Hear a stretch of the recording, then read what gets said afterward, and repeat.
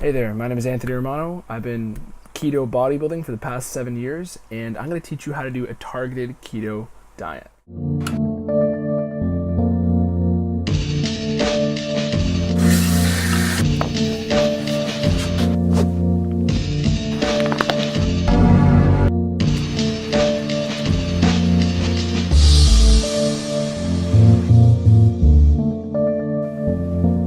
So many people are interested in the targeted keto diet because it seems like the form of keto where you're able to eat carbs. Most people who are interested in this are interested because they haven't actually dove into keto first. But that's actually the one main requirement. The main requirement is that you have to be in a keto metabolism first, and I have a video on TJ Dillashaw, the UFC fighter, and his targeted keto diet that I put out way months back, but I use that as an example because you have to be in a ketogenic state first and get your body used to that first before you can start a TKD. In order for a TKD to work, your body has to basically have the main driver, the main primary energy system being fat. So it has to be your primary energy is fat, and then you're throwing in a quick shot of energy from the carbs, which you then will either use up or you have just presumably used up through a workout. So the most important thing with the TKD is that whatever your carb sources are, which I'll get into in a moment, you have to consume them either just before a workout or after. Because basically, if you're taking it before, this is typically for performance reasons, right? You should be performing just fine on a regular keto diet, but this is going to be for occasional uses. And if you're somebody who, I don't know, maybe it's game day and you just want to make sure you're set, okay? Or a particular game, right? Because I like playing many sports fully in keto with no carbs. Because after you've been adapted on keto for longer than a month, you're going to start storing some carbs in your muscles anyways. And let's say you had just trained and you wanted to have the carbs afterwards. That's another situation because you basically need to have depleted glycogen stores. So this means your carb energy stores. You need to have depleted glycogen stores for this to work. So whether you're about to deplete them right now with the carbs you just shuttled in or the carbs you just used and now you're refilling, that's the only way this is going to work. And I personally prefer this to a CKD. So I have a video called Don't Do a CKD, a Cyclical Ketogenic Diet, unless you're a pro, okay? Because basically, it's going to ruin your experience with keto, and many people think, oh, I can do keto for 3 days out of the week and eat carbs for the other 4. You know, that sounds easy. No, it's harder, so don't do it and watch my video on it. For TKDs, you're going to want your carbs around the workout, okay? And the types of carbs you're going to want are going to be fast digesting carbs that go into your muscle right away. So this is going to be glucose or dextrose. They're the most optimal kind. And I've said this in my TJ Dillashaw video as well. You want to avoid fructose like the plague if you're doing a targeted keto diet, because fructose gets digested in your liver and it's going to completely bypass going into your muscles, and it'll just ruin your ketosis without any benefit. So you really don't want to do that.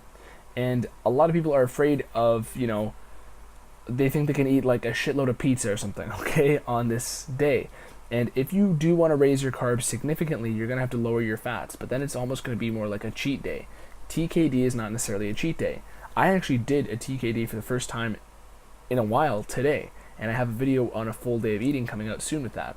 Because what I did was I took my Dextrose supplement, and I took maybe about 10 grams of it, so 10 grams of sugar, and about 10 grams of sugar from organic goat milk, so around 20 grams of carbs total. And you want anywhere between, 10 to 30 grams of sugar from glucose or dextrose going right into your muscles and then training or just after training. So depending on the type of sport you're doing, you might also consider other options.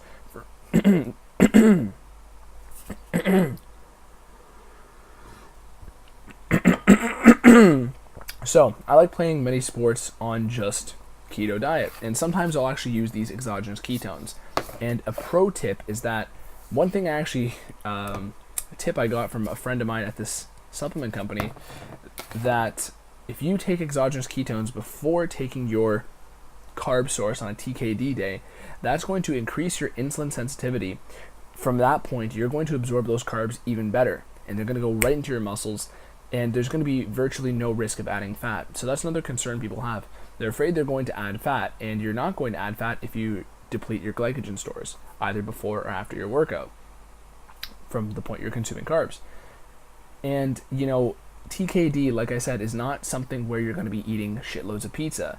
It's going to be something where you're eating literally a couple bites of pasta, a sandwich. You're not going to be eating whole freaking massive sushi meals, okay? It's going to be literally a few bites, or preferably, what I have done in the past was I would take cream of wheat. It's a quicker digesting carb than oatmeal. And before a game, I would take I would measure out however many, like 50 grams of it basically, and take that before a soccer game, and then go back into keto. But over time, I actually, over the years, have preferred doing it just on a keto metabolism and getting more fat adapted. I'd say if you're new to keto and you've done this for no longer than a month, right? Because that's the baseline requirement here. You have to do this for at least a month before you consider TKD. You'd be better off by starting to see how you feel and perform, if you're doing this for performance reasons, with exogenous ketones first, and then try your hand at the carbs and the dextrose supplements and whatnot. One thing I'll say too is that I have a video on how they basically created exogenous ketones, because this was created from a DARPA experiment for the military on trying to create metabolically dominant super soldiers. And the thing is that humans can get a quick burst of energy from either carbs or fats, in this case ketones, because it's either going to be a ketone supplement or an MCT oil supplement. And for carbs, it's the quicker digesting carbs. So if you have a bit of both and you really, really want the optimal performance, a tip that nobody else on YouTube is going to give you is that if you combine these ketones and, example, a dextrose supplement before the big game days, you're going to be firing as most effectively as possible. Even in general, I prefer just using just the ketones because I feel sharper when I play sports with them. And sometimes if I'm getting closer to a stage in my diet where I need to be leaner, I'll just start throwing little small bits of it into my pre-workout. But that's a topic for another day. As far as the TKD concerns you, pro tip is the ketones and then the dextrose. But another thing is with the theory of this, okay, and how this should fit into your whole day. Your macros, because I actually have my macros I can pull up from today, basically you're, like I said, not consuming large amounts of carbs. So you're still going to be eating predominantly keto foods. And your macros will basically look like about 10% carb. And looks like we got around 65% fat and 27 protein. So still good protein, still good fat, fat being the predominant energy source here, and then 10% carb, 46 grams, and a couple of it is fiber from the greens and avocado I had. Basically, with your macros, some people will tell you on high carb days you need to have lower fat so that you're going to add fat if you're eating, bits of carbs and fats in the same time. This is not true unless you're on a carb metabolism. If you're on a fat metabolism, combining these is not going to be, something you want to do. But doing it in a TKD style is not going to be a problem. After your workout, it's not a problem if you consume fat. It's not a problem if you don't consume rapidly digesting proteins. Those things are useful, but it's not the end of the world, and it's going to be a very negligible difference. Your experience will be better if you have more protein after with your glycogen refill, or just eating the protein in general and a bit of fat. But the main concern here is that you want your energy to be adequately restored, whether it's coming from carbs or fats. So if you train and you had the carbs before your workout, post-workout you're going to want some protein and some fats after you get the protein. If you are doing the carb refill after a workout, then you're going to want some protein with your carbs and maybe keep the fats out of there until the next meal. So that's the general gist here if you're concerned about adding fat. Overall, your macro should be somewhere around the 60-10-30 area, 60-10-30, 69-27, whatever, 65. Somewhere the 60-30-10 range is optimal, and anything around there is good. You can still eat predominantly keto foods in the daytime, and this is why the TKD is my preferred way to incorporate carbs on the ketogenic diet. It basically doesn't require you to make this rapid change or to have any sort of crash or anything like that. And another pro tip is that you can take these exogenous ketones afterwards, maybe even before bedtime like I did tonight, and you'll basically hop into ketosis way quicker, and you're not going to have as big of a crash or as hard of a time because you didn't eat plenty of carbs. You ate literally 30 grams or less.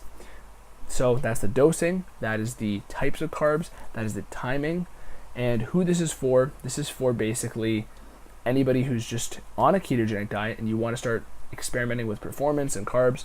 Maybe you're an athlete, and if you wanted to already improve your performance by doing the ketogenic diet, and then from there you want to see how you feel with throwing in some carbs here and there. Me personally, I enjoy doing it occasionally. It's not something I have to do every day. I feel perfectly fine and love training on a ketogenic metabolism, but it's, like I said, a luxury, and it's something that you do occasionally. Maybe if you're trying to get a little more kick into your workout for whatever reason, or you're having a hard time that day, whatever. Okay, that's who it's for, and that's the timing and everything else you need to know about the targeted ketogenic diet. And if you have any other keto questions, leave them in the comments. I will answer you. I answer every single person. And besides that, I also have a free training plan and meal plan in the description. If you want to join my 60-day keto transformation challenge, you can do that also, where you have potential to win prizes, including my favorite exogenous ketones. But even besides that, I have free plans in there that you don't have to give me anything for. They're just free right there, no signups, nothing. And besides that, thank you for watching. Subscribe, click the little notification, follow me on Instagram, all that, and peace.